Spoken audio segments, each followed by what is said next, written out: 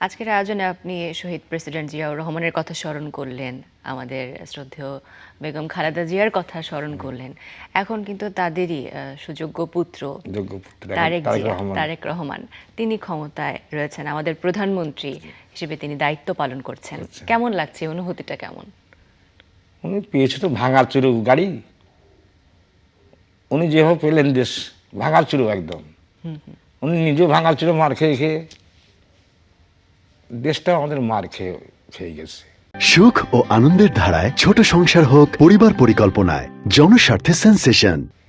যেমন একটা নায়ক বই করলো না, অনিল কাপুর,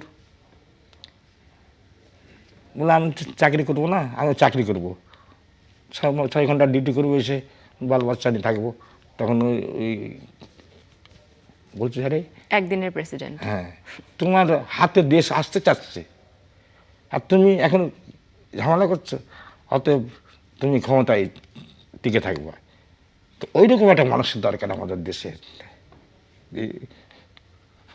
उस्ताद हमारा देश निगड़ा हो गया है, हमारा तरह इसको जरा सोजा कर दीजिए ना। তো আমাদের দেশটা এরকম ন্যাংরা হয়ে গেছে।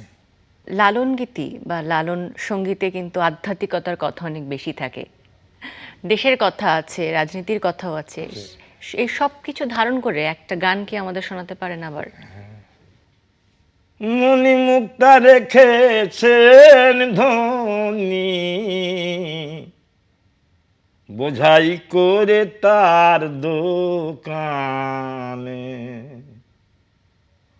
খুলবে কেনে সে ধন মালের গ্রাহক বিনে। সাধু সওদাগর যারা মালের মূল্য জানে, তারা মন দিয়ে মন অমূল্য রতন, মন দিয়ে মন অমূল্য রতন, জেনে শুনে তারাই কেনে। খুলবে কেনে সে ধন মালের গ্রাহক বিনে।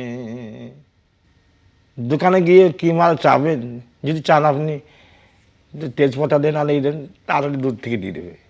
আর যদি বলেন 10 কার্টন এই বসতে দে, ভালো খাবারটা এনে দে, এইরকম। অপূর্ব। আপনার হচ্ছে কথা শুনে এবং গান শুনে আমি এতটাই মুগ্ধ, এবং সুরের পরে এত মুগ্ধতা ছড়ালে কথা কণ্ঠ জড়িয়ে আসে অনেক সময়। আমার আসলে তেমনটাই হচ্ছে।